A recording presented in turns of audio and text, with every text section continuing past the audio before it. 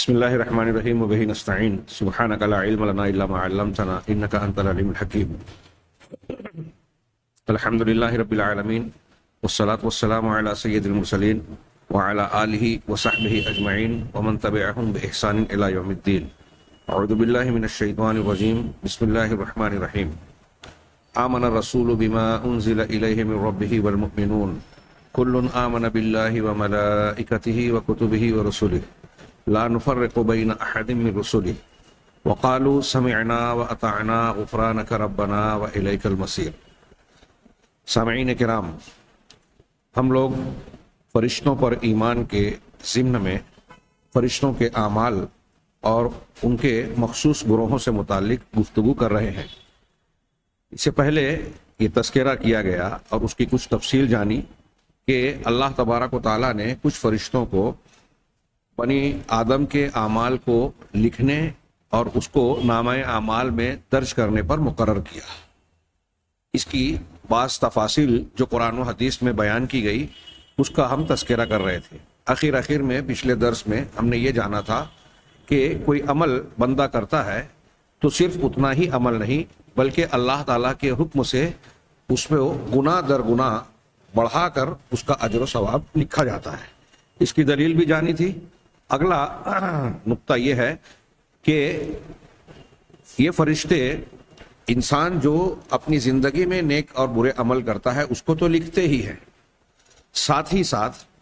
وہ اعمال جو اس دنیا سے رخصت ہو جانے کے باوجود اس کے اثرات اور آثار کے طور پر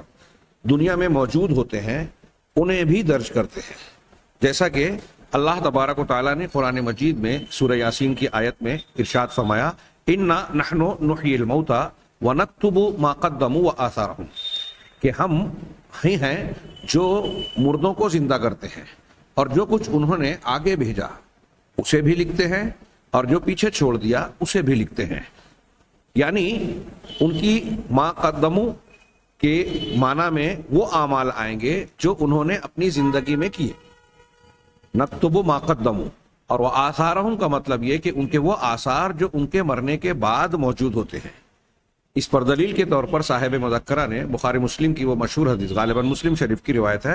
کہ نبی کریم صلی اللہ علیہ وسلم نے ارشاد فرمایا من سن فی الاسلام سنتا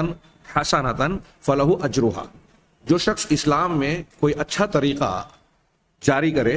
تو اس کے لیے اس کا اجر تو ملے گا ہی، واجر من عمل بہا من بعدہ، اس کے بعد جو اس طریقے پر کوئی دوسرا قائم رہے گا عمل کرے گا اس کا بھی اجر ملے گا.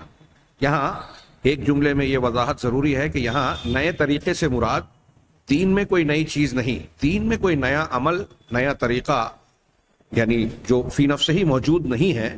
اس کی تعداد میں طریقے میں وقت میں اگر انسان اپنی جانب سے کوئی چیز اختیار کرے گا متعین کرے گا تو یہ بدعت ہوگی جو سراسر حرام ناجائز ہے. یہاں سنت حسنہ یا طریقہ حسنہ کا مطلب یہ ہے کہ دین کی پہلے سے دی ہوئی تعلیمات کے سلسلے میں اس پر عمل کرنے کے لیے کوئی اچھا طریقہ اختیار کرے. خود یہ حدیث جس پس منظر میں اللہ کے رسول صلی اللہ علیہ وسلم نے ارشاد فرمائی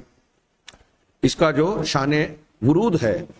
اس کو اگر سامنے رکھیں تو بات سمجھ میں آ جاتی ہے. اللہ کے رسول صلی اللہ علیہ وسلم نے کچھ ایسے صحابہ کو دیکھا جن کی حالت بڑی خراب تھی، کپڑے پھٹے ہوئے اور ان کے چہروں سے ان کی حالت سے لگ رہا تھا کہ فاقہ مست ہیں، بھوکے ہیں.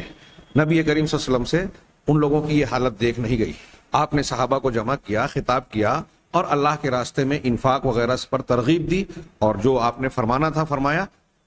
جب آپ خاموش ہوئے تو مجمع سے ایک صحابی اٹھ کے گئے اور اپنے کاندھے پر کھانے پینے کے خورد و نوش کے بعض سامان اشیاء لے کر آئے اور اللہ کے رسول صلی اللہ علیہ وسلم کے سامنے پیش کیا.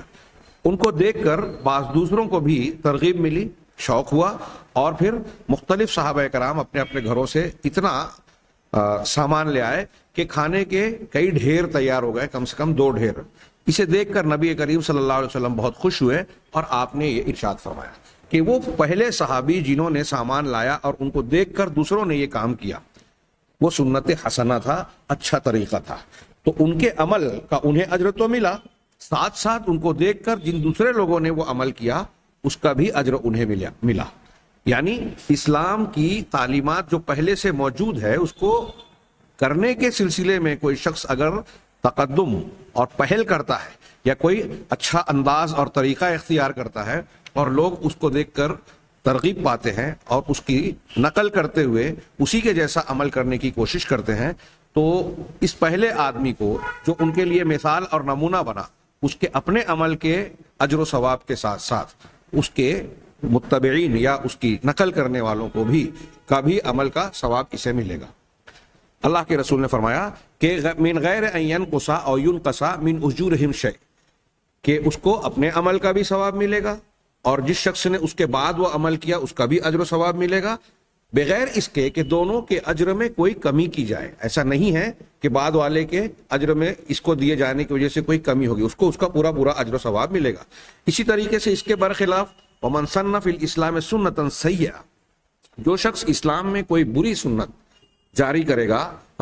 تو اسے اس کا بوجھ اٹھانا پڑے گا، اس کا گناہ ملے گا۔ فعلیہ وزرھا ووزر من عمل بها من بعدہ،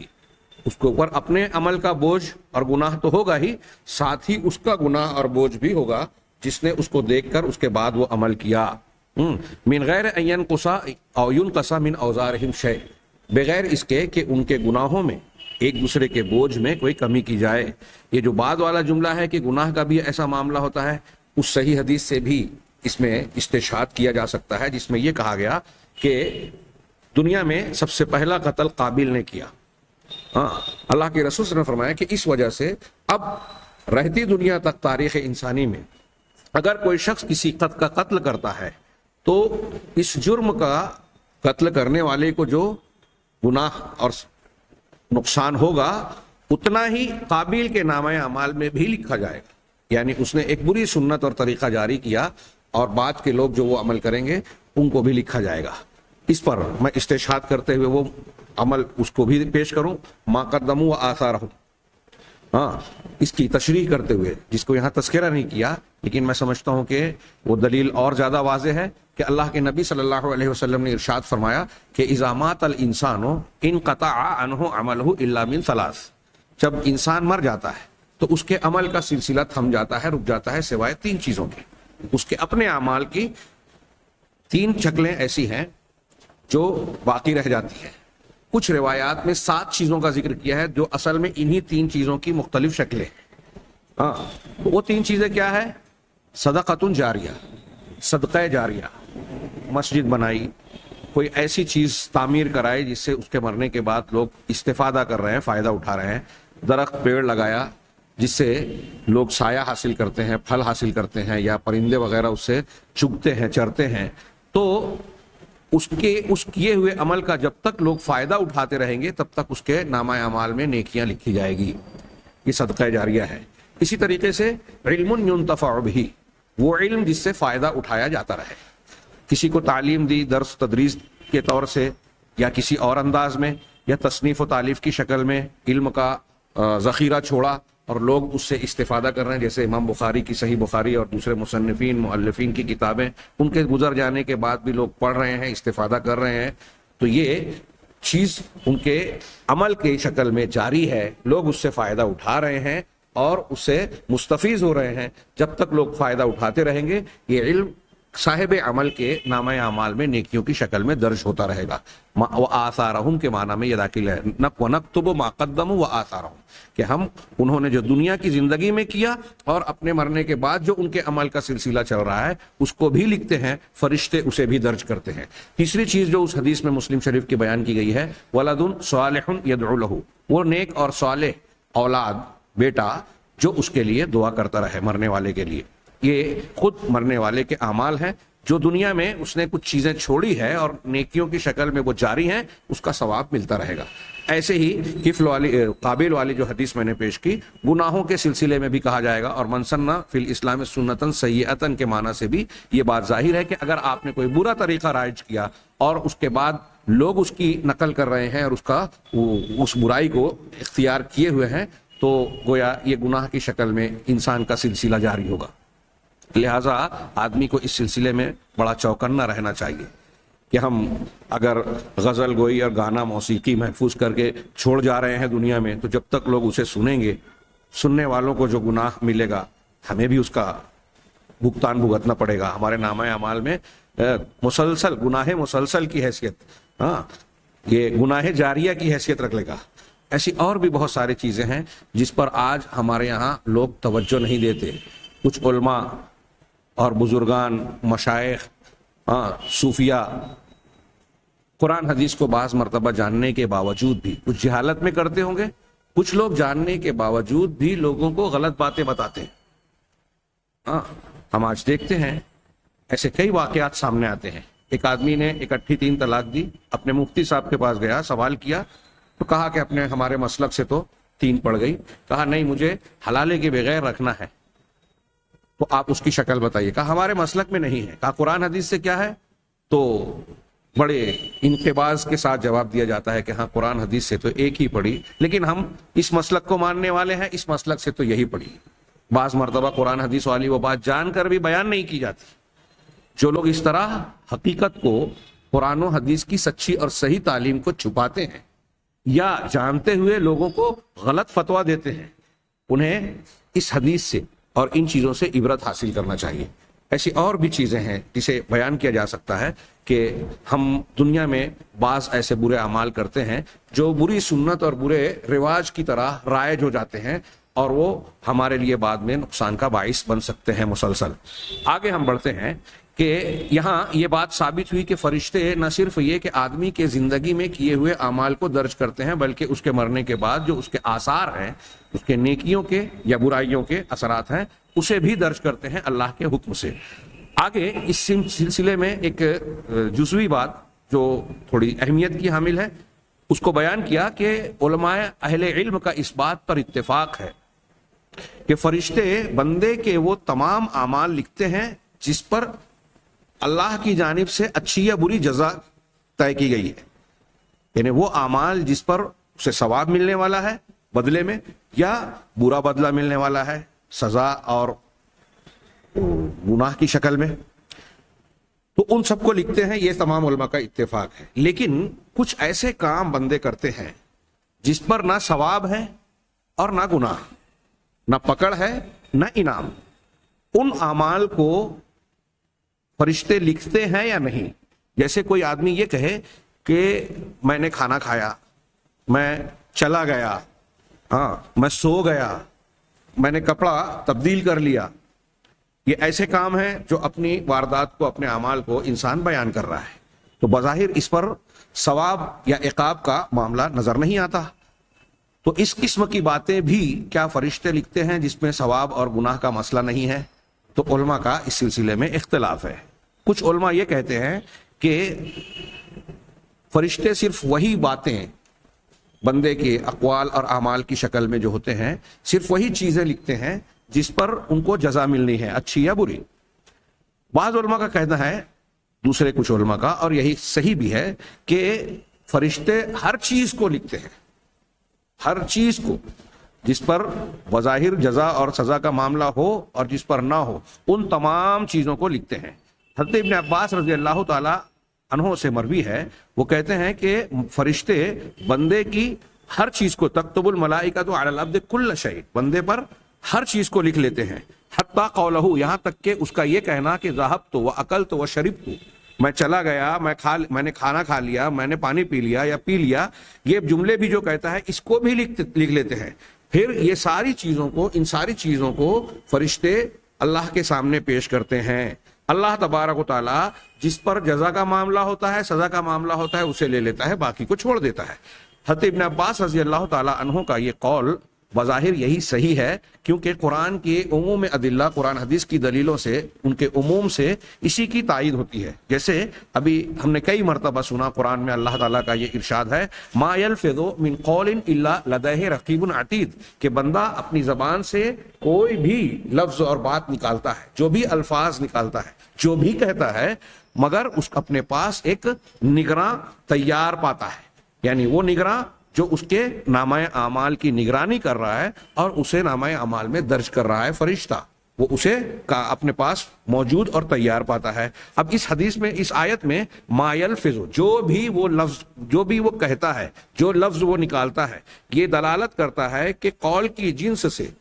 جو بھی بات بندہ اپنے منہ سے نکالتا ہے فرشتے سب باتوں کو لکھتے ہیں، چاہے اس کا تعلق جزا سے ہو یا نہ ہو، اس پر گناہ اور ثواب کا معاملہ ہو رہا ہو یا نہ ہو۔ لہذا یہ حضرت ابن عباس رضی اللہ تعالیٰ عنہ کے قول کی یہ آیت تائید کرتی ہے اور اسی پر دلالت کرتی ہے۔ اسی طرح اس سے اللہ کے نبی صلی اللہ علیہ وسلم کی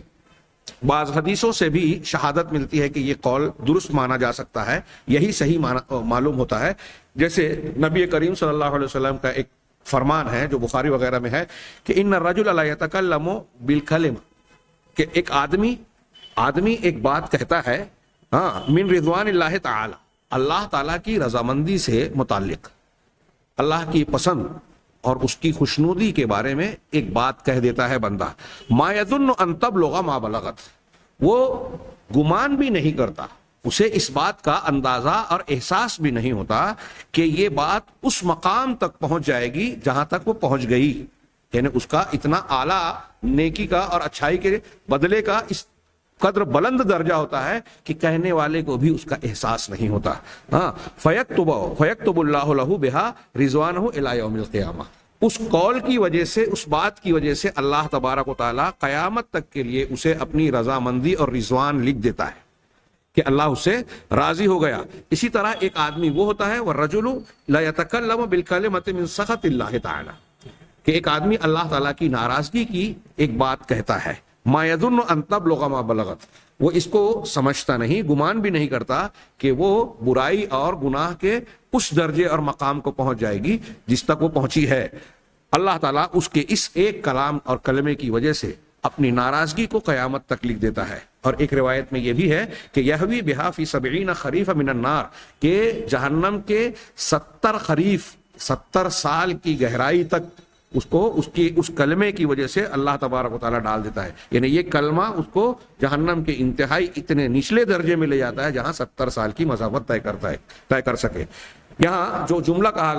کہا گیا ما یظن ان تبلغ ما بلغت، یعنی بندہ یہ گمان نہیں کرتا کہ خیر میں یہ کلمہ اس درجے اور مقام کو پہنچے گا جس درجے اور مقام کو پہنچ جائے گی۔ ایسے ہی شر کے سلسلے میں بھی ہے۔ اس سے یہ پتہ چلا کہ بندہ وہ جو بات کہہ رہا ہے، حدیث کے مفہوم سے یہ بات ظاہر ہوتی ہے کہ بندہ جو بات کہہ رہا ہے اسے خود اس بات کا احساس نہیں ہے کہ یہ کتنی اچھی ہے، یہ کتنی بری ہے۔ جو اچھائی کی، اللہ کی رضامندی کی بات ہے، اور جو ناراضگی کی بات ہے، دونوں کے سلسلے میں کہا گیا۔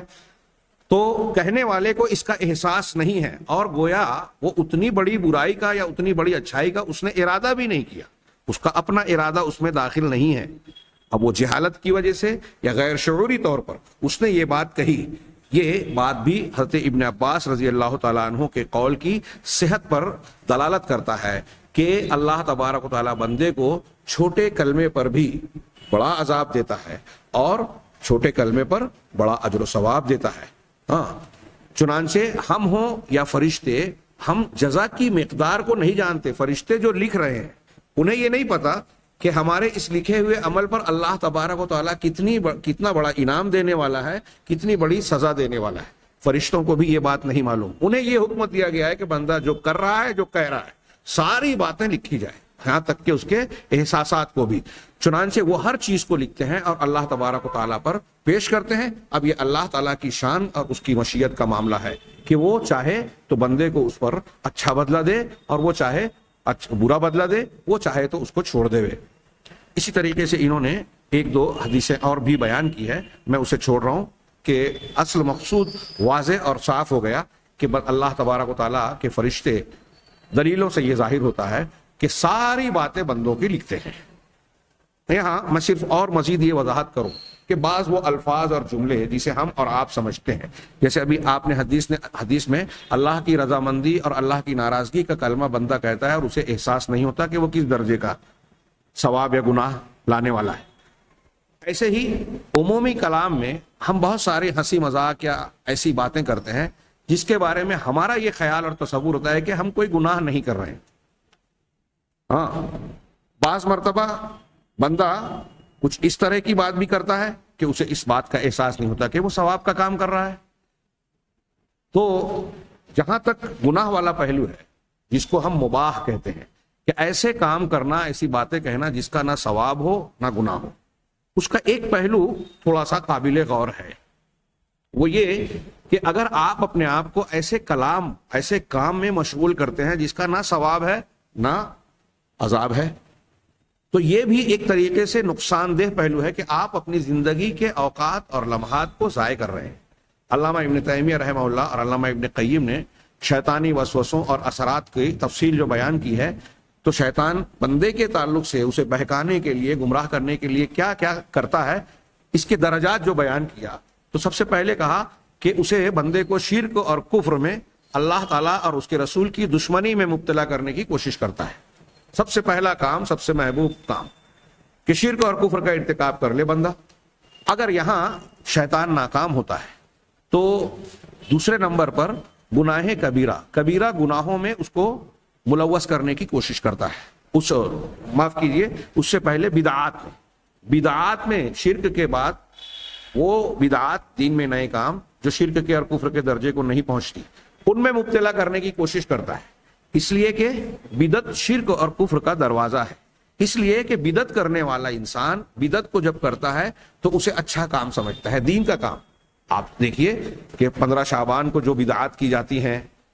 معراج کی رات جو کی جاتی ہیں،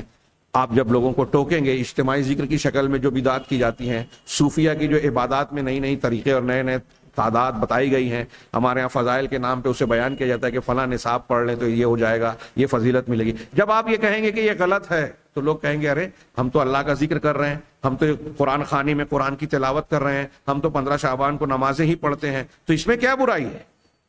اس میں برائی یہ ہے کہ یہ دین کے بتائے ہوئے طریقوں کے خلاف ہے، یہ بدعت ہے۔ ہر بدعت گمراہی، ہر گمراہی جہنم میں لے جانے والی۔ اللہ کے نبی صلی اللہ علیہ وسلم ہر جمعہ کو صحابہ کرام کے سامنے کہتے تھے جو بدعت سے بہت دور تھے۔ تو بدعت جو ہے دین کی شکل میں دین کی مخالفت ہے، اور اس بدعت میں، ایسی بدعت میں اگر بدعات میں کوئی ملوث ہوتا ہے جو کفر شرک کے درجے سے کم ہے، تو یہی بدعت اس کو کفر اور شرک تک لے جانے کا آسان راستہ بن جاتی ہے۔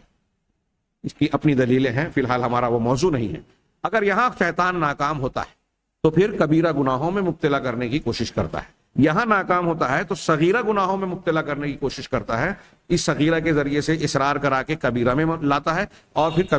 کبیرہ بنا دیتا ہے اور کبیرہ کی طرف لے جاتا ہے۔ اگر یہاں بھی ناکام ہو گیا شیطان،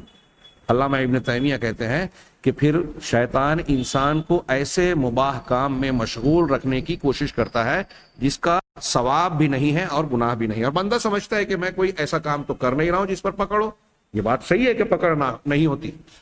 لیکن علامہ ابن تیمیہ کہتے ہیں کہ یہاں شیطان کی خواہش یہ ہوتی ہے کہ اس کام میں مشغول کر کے وہ زیادہ قابل ترجیح، زیادہ فائدہ مند، جو اس کے حق میں، اس کے گھر والوں کے اور امت کے حق میں مفید ہو سکتے ہیں، زیادہ ان کاموں سے انسان کو غافل کر دیتا ہے، مباح کاموں۔ علامہ ابن تیمیہ کہتے ہیں کہ اس نقطے کو، اس بات کو بہت سارے لوگ، یہاں تک کہ بعض اہل علم بھی سمجھ نہیں پاتے۔ شیطان کا یہ دھوکہ، یہ فریب، اس کا یہ جال ایسا ہوتا ہے کہ اچھے لوگ اپنی زندگی کے قیمتی اوقات کو ضائع کرتے ہیں اور ان کو اس بات کا احساس نہیں ہوتا۔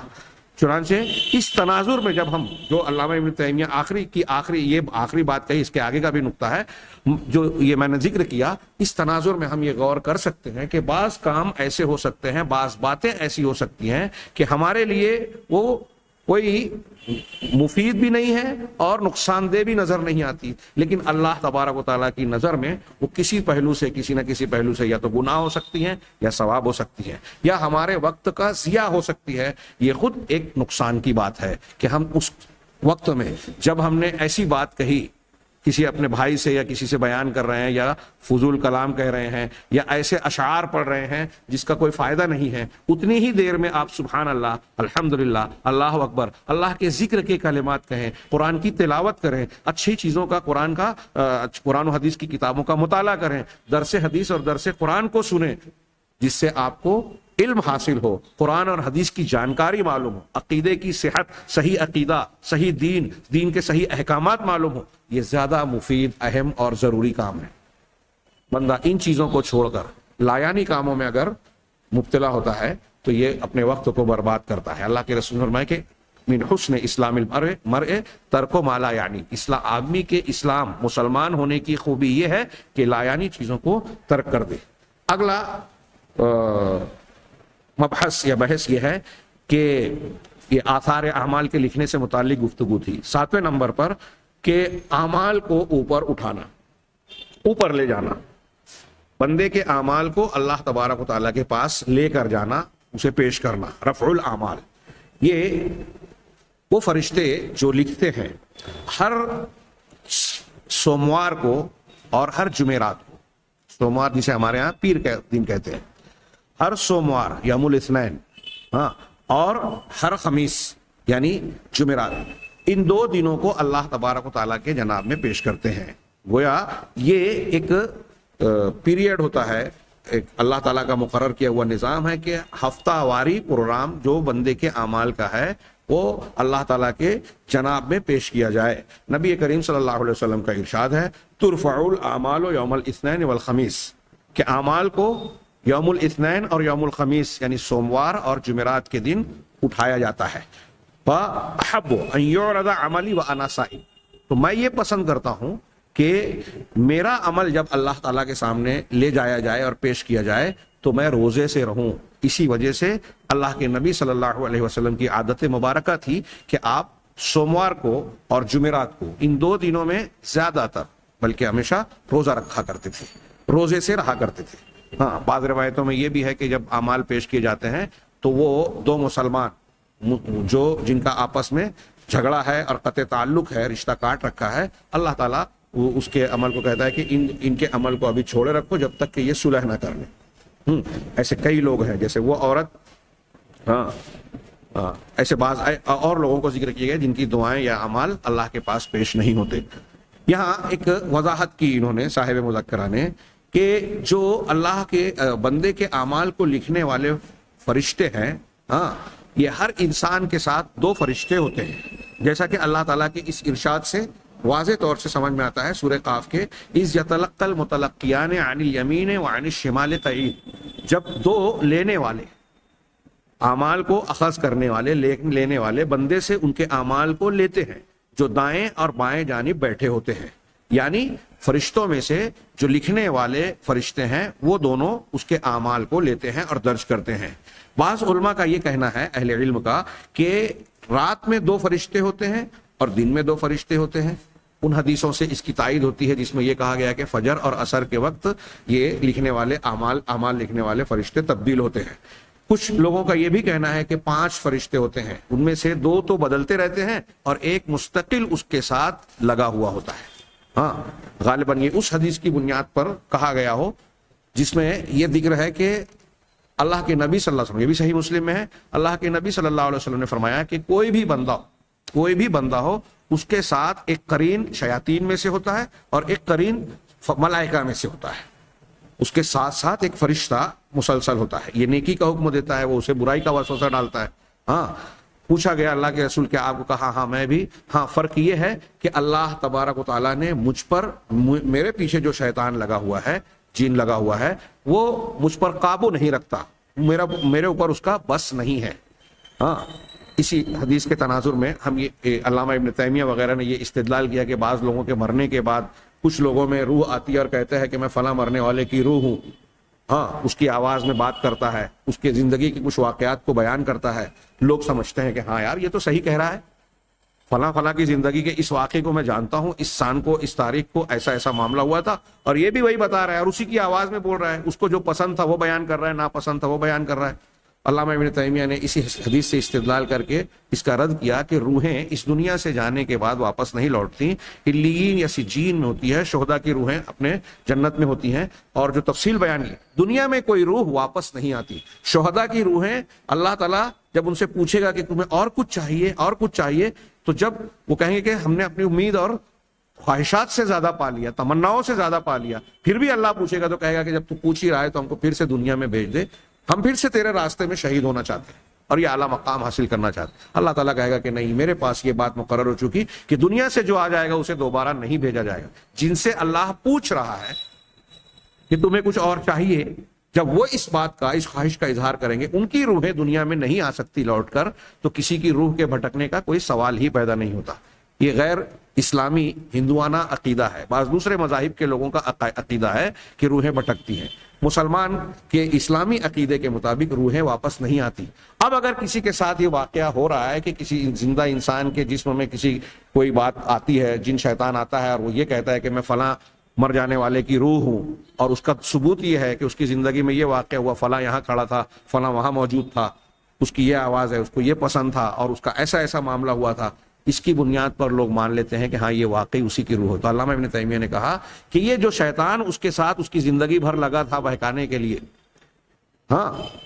اب وہ انسان مر گیا لیکن یہ شیطان زندہ ہے، تو یہ شیطان کچھ لوگوں کے جسم میں آ کر لوگوں کے عقیدے خراب کرنے کے لیے، عقیدہ بگاڑنے کے لیے یہ بات کرتا ہے، کیونکہ وہ جس آدمی کے ساتھ زندگی بھر لگا ہوا ہے اس کی زندگی کے واقعات سے واقف ہے،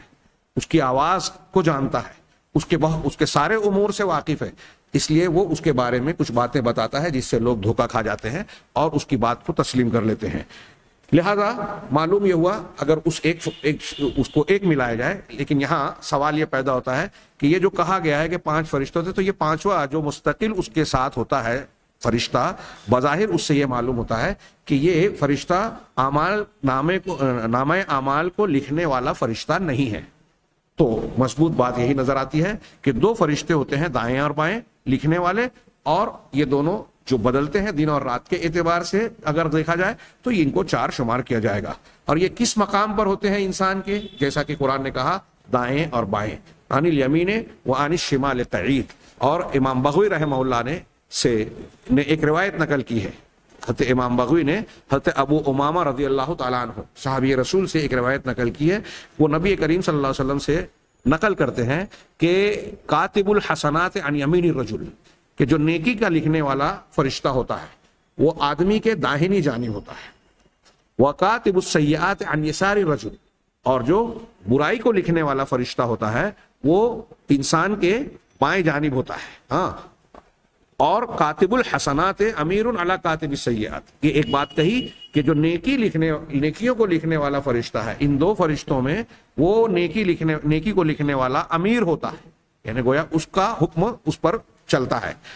بس جب بندہ کوئی برائی کا ارتکاب کرتا ہے، اسی روایت میں ہے، تو یہ نیکی والا فرشتہ جو امیر ہے وہ کہتا ہے کہ دعہو، اسے چھوڑ دو، 7 ساعات 7 ساعتوں تک اسے چھوڑے رکھو، لعلہ یستغفر او یسبح، ہو سکتا ہے کہ وہ اللہ سے معافی مانگے، مغفرت طلب کرے اور یا تسبیح بیان کرے تو اس کا یہ گناہ معاف ہو جائے۔ اب اگر وہ توبہ کر لیتا ہے تو فرشتہ اسے ترک کر دیتا ہے، کیونکہ اللہ کے رسول نے فرمایا ہے کہ گناہ سے توبہ کرنے والا ایسا ہی ہے جیسے کہ گناہ کیا ہی نہیں۔ 8ویں نمبر پر یہ گفتگو کہ بندے کے اعمال کو جو لکھنے والے فرشتے ہیں، ہاں، وہ اس کے ساتھ جڑے ہوئے ہوتے ہیں، فرشتوں کے ساتھ، بندے کے ساتھ، انسان کے ساتھ ہر وقت رہتے ہیں۔ یہاں دیکھیے میں نے وہ جو قول پہلے پیش کیا تھا، کچھ لوگوں کو یہ گمان ہوتا ہے پیشاب پاخانے کے وقت، یا اگر گھر میں تصویر ہے، گھنٹی ہے، کوئی بے نمازی ہے تو فرشتے داخل نہیں ہوتے۔ یہاں یہ سوال اور اعتراض لوگ کرتے ہیں کہ پھر کیا یہ لکھنے والے فرشتے بھی ہم سے الگ ہو جاتے ہیں؟ تو اس سوال کا جواب یہاں دیکھیے کہ اللہ تعالیٰ کا ارشاد ہے کہ بندہ ما یلفظ من قول الا لدیہ رقیب عتید، کہ بندہ کوئی بھی لفظ منہ سے نکالتا ہے مگر اس کے پاس ایک نگراں تیار ہوتا ہے۔ اب یہاں اس آیت سے کیا پتہ چلا کہ ایک نگراں مسلسل ہے، نگرانی کر رہا ہے، اور اللہ تعالیٰ کا یہ فرمان جو اس آیت میں ہے کہ عن الیمین وعن الشمال قعید، داہنے اور بائیں جانب وہ بیٹھا ہوا ہوتا ہے، یعنی وہ کھڑا ہوا ہو، قاعدن قعودن ملازمن، یعنی اس طرح بیٹھا ہوا ہوتا ہے کہ اس کے ساتھ مسلسل اللہ تعالیٰ نے کہا عن الیمین وعن الشمال قعید، اس کی وضاحت اور تفسیر کر رہے ہیں کہ قعید کا کیا مطلب، بیٹھا ہوا، قاعدن قعودن ملازمن، اس طرح بیٹھا ہوتا ہے کہ جو اس کے ساتھ ہمیشہ چمٹا ہوا اور لگا ہوا رہتا ہے، لا یخلیانہ، یہ دونوں فرشتے اسے کبھی اکیلا اور تنہا نہیں چھوڑتے، ہاں، اسی لیے کہا کہ وہ رقیب عتید ہے، ہاں، یعنی تیار نگراں ہے۔ اور یہ دونوں لکھنے والے فرشتوں کا وصف ہے، ان کی صفت بیان کی گئی ہے، چنانچہ وہ بندے کے تمام اوقات اور لمحات میں اس کے ہر عمل اور قول اور خیال کی نگرانی کرتے ہیں اور تیار رہتے ہیں اس کے ایک عمل کو لکھنے کے لیے، اور یہ چیز تقاضا کرتی ہے کہ یہ فرشتے اس کے ساتھ مسلسل ہمیشہ رہیں، ہر حالت میں رہیں۔ ہاں، امام حسن بصری رحمہ اللہ نے کا ایک قول نقل کیا جاتا ہے، وہ کہتے ہیں کہ یہ دونوں فرشتے، ہاں، بندے سے الگ نہیں ہوتے. ہاں جب وہ پیشاب پاخانے کے لیے آتا ہے، پاخانے کے لیے بیت الخلا جاتا ہے، یا اپنی بیوی کے پاس اپنے وظیفہ زوجیت ادا کرنے کے لیے جاتا ہے بستری کے لیے، تو اس وقت یہ دونوں الگ ہو جاتے ہیں. یہ امام حسن بصری رحمہ اللہ کا قول ہے، لیکن اس قول پر کوئی دلیل نہیں ہے. اس کے برخلاف دوسرے علماء جیسے ابن وضاح، امام خطابی اور دوسرے علماء کا یہ کہنا ہے کہ یہ فرشتے بندے سے کبھی بھی، یہاں تک کہ پیشاب پاخانہ یا اس کے بیوی سے ملنے کی حالت میں بھی الگ نہیں ہوتے، بلکہ ان دو حالتوں میں یا گندی حالتوں میں صرف رحمت کے فرشتے اور جو دوسرے محافظین فرشتے ہیں وہ الگ ہوتے ہیں. اعمال کے لکھنے والے فرشتے الگ نہیں ہوتے.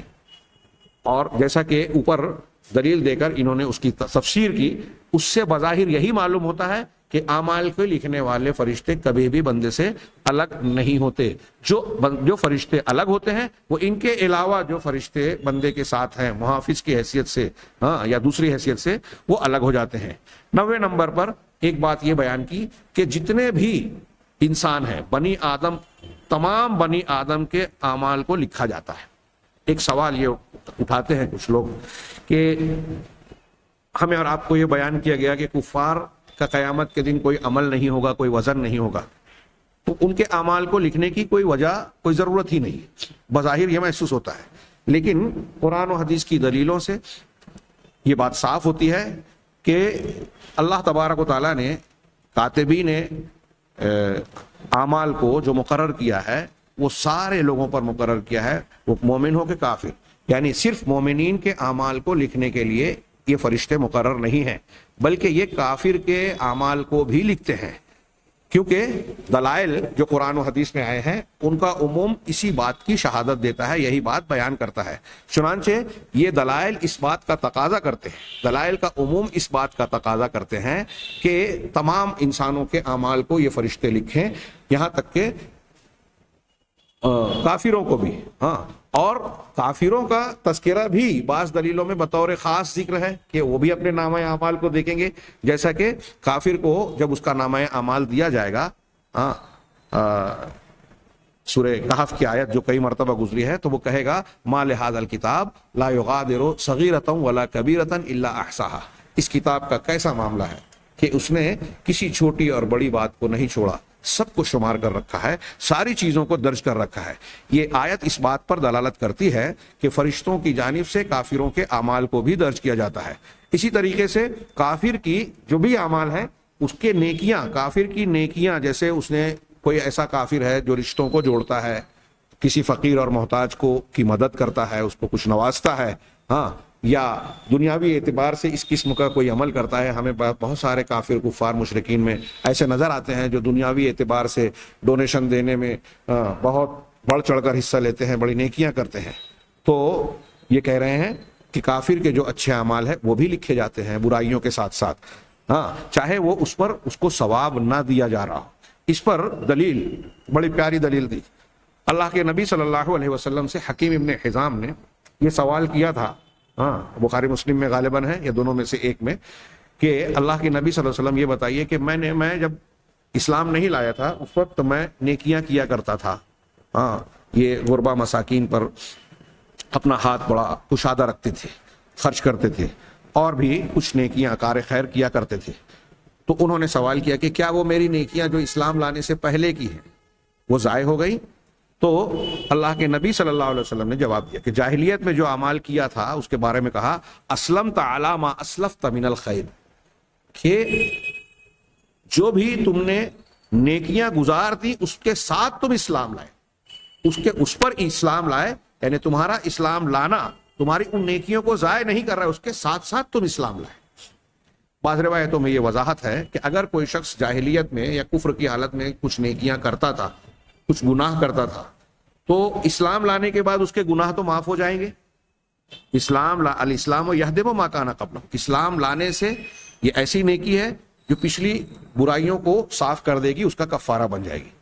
اور اس کی نیکیوں کا اجر و ثواب اسے ملے گا. لیکن اگر اسلام لانے کے بعد بھی جو گناہ وہ اسلام سے پہلے کرتا تھا اگر ان گناہوں کو پھر بھی کر رہا ہے، اس پر اصرار کر رہا ہے، تو اللہ کے رسول صلی اللہ علیہ وسلم کی صحیح حدیث ثابت ہے کہ اسے اب کی اور پہلے کی دونوں برائیوں کو ملا کر اس کو گناہ دیا جائے گا۔ یعنی اس کا بھی یہ معاملہ، اس سے بھی یہ پتہ چلتا ہے کہ کافر جب تھا اس میں جو وہ نیکیاں اور برائیاں کرتا تھا وہ بھی لکھی جا رہی ہیں، اور اسلام لانے کے بعد تو واضح طور سے موجود ہی ہے۔ چنانچہ جب فَإِنَّمَا أَسْلَمَ،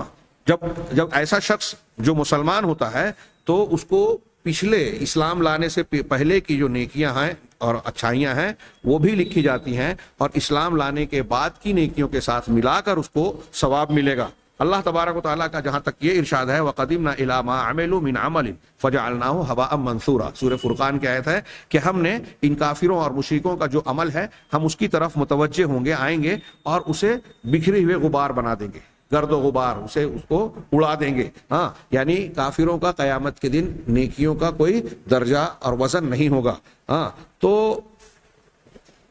اس سے بھی یہ معلوم ہوتا ہے کہ وہاں ان کی وہ نیکیاں درج تھی تب تو ان کو اڑایا جائے گا۔ ہاں، چونکہ وہ ایمان نہیں لائے، ایمان والے نہیں تھے، توحید والے نہیں ہیں، اس لیے ان کے وہ اعمال بے وزن ہو جائیں گے، غبار ہو جائیں گے۔ ہاں، چنانچہ معلوم یہ ہوا کہ ان کے اعمال لکھے جا رہے ہیں۔ اگر وہ اسلام لے آئیں تو ان کی وہ نیکیاں ان کے حساب میں شمار ہوگی، نیکیوں میں شمار ہوگی، اور ثواب اور اجر کے باب میں داخل ہو جائیں گی۔ ہاں، اور اگر وہ اسلام نہیں لاتے تو اگرچہ وہ نیکیاں درج ہوگی لیکن ان کا کوئی وزن نہیں ہوگا، شمار نہیں کیا جائے گا۔ بعض اہل علم کا ایک قول یہ ہے کہ جو بچے ہوتے ہیں جن کے بارے میں کہا گیا کہ گناہ ان کے نہیں لکھے جاتے، ہاں، رفع القلم عن ثلاث، 3 لوگوں سے قلم اٹھا لیا گیا، تو اس میں ایک ہے عن الصبی حتی یحتلم، بچہ یہاں تک کہ وہ محتلم یعنی بالغ ہو جائے۔ ہاں، اور وہ شخص عن النائم حتی یستیقظ، جو سویا ہے یہاں تک کہ ہوش میں آ جائے، اور وہ مجنون یا پاگل انسان جس کا ہوش و حواس برقرار نہیں ہے یہاں تک کہ وہ ٹھیک ہو جائے۔ تو ان لوگوں کی برائیاں نہیں لکھتے، مطلب فرشتے ایسے انسانوں کے گناہ کو نہیں لکھتے، لیکن کیا ان میں سے جو بچہ ہے اس کی نیکیاں ہیں اس کو بھی نہیں لکھا جائے گا؟ تو بعض اہل علم کا کہنا ہے کہ بچے اگر کوئی نیکی کا کام کر رہے ہیں جن کو ابھی تمیز نہیں آئی، یا جو بلوغت کی عمر کو نہیں پہنچے ہیں، یا مکلف ہونے کی عمر کو نہیں پہنچتے ہیں، تو بعض علماء کہتے ہیں کہ ان کی حسنات اور نیکیوں کو لکھا جاتا ہے لیکن ان کی برائیوں کو نہیں لکھا جاتا۔ برائیوں کو نہیں لکھا جاتا، اس پر واضح دلیل ہے کہ رفع القلم عن ثلاث۔ ہاں، لیکن نیکیوں کو لکھے جانے والی بات، یہ بعض دلیلوں سے اس کی طرف اشارہ ملتا ہے۔ جیسے مثال کے طور پہ بچے کے اوپر زکوٰۃ فرض ہوگی کہ نہیں، یہ اختلافی مسئلہ کہلاتا ہے، احناف کے یہاں نہیں ہوتی اگر بچہ اس لیے کہ مکلف نہیں ہے، لیکن تحقیق کی بات اور دلائل یہ بتاتے ہیں کہ اگر کسی بچے کا مال اتنا ہے جو نصاب زکوٰۃ کو پہنچا ہوا ہے تو اس کا وہ مال بالغ ہے، وہ مال ایسا ہے جس پر زکوٰۃ لاگو اور لازم ہو رہی ہے۔ کوئی وراثت میں والد کا انتقال ہو گیا لیکن اس نے بہت بڑی پراپرٹی چھوڑی ہے جو زکوٰۃ کے نصاب کو پہنچ رہی ہے، اس سے زیادہ ہے، تو اس کا جو نگراں اور سرپرست ہے بچے کی ہے، ابھی اس کو دیکھ بھال دوسرا آدمی کر رہا ہے، لیکن اس کی دیکھ بھال کرتے ہوئے وہ زکوٰۃ نکالے گا، صحیح موقف ہے۔ اب ظاہر سی بات ہے کہ جب بچے کے مال سے زکوٰۃ نکالی جا رہی ہے تو اس زکوٰۃ کا اجر و ثواب تو ہونا چاہیے، تو دلائل سے اس بات کی طرف اشارہ ملتا ہے۔ یہ ایک جماعت نے کہا، حضرت عمر بن خطاب رضی اللہ تعالیٰ عنہ کا قول بھی علامہ ابن عبد البر نے اپنی کتاب التمہید میں اسی کے موافق نقل کیا ہے۔ چھٹا، اس ضمن میں ایک بات یہ بھی ہے کہ یہ نامہ اعمال کے لکھنے سے متعلق یہ گفتگو ہو چکی ہے۔ یہاں آگے ہم فرشتوں کے بعض اور اعمال کا تذکرہ کریں گے۔ مجھے بہتر محسوس ہوتا ہے کہ اب یہ گفتگو ہم آئندہ درس کے لیے اٹھا رکھیں، انشاءاللہ اگلے درس میں یہ بحث ہم مکمل کریں گے، کچھ مزید ایسے فرشتوں کا جن کو اللہ تبارک و تعالیٰ نے مخصوص کام دیے ہیں ان کا تذکرہ اور ان میں کوئی ضروری وضاحت ہے اسے بیان کریں گے۔ اللہ تبارک و تعالیٰ ہمیں صحیح علم اور صحیح عمل کی توفیق عطا فرمائے۔ وآخر دعوانا ان الحمد للہ رب العالمین۔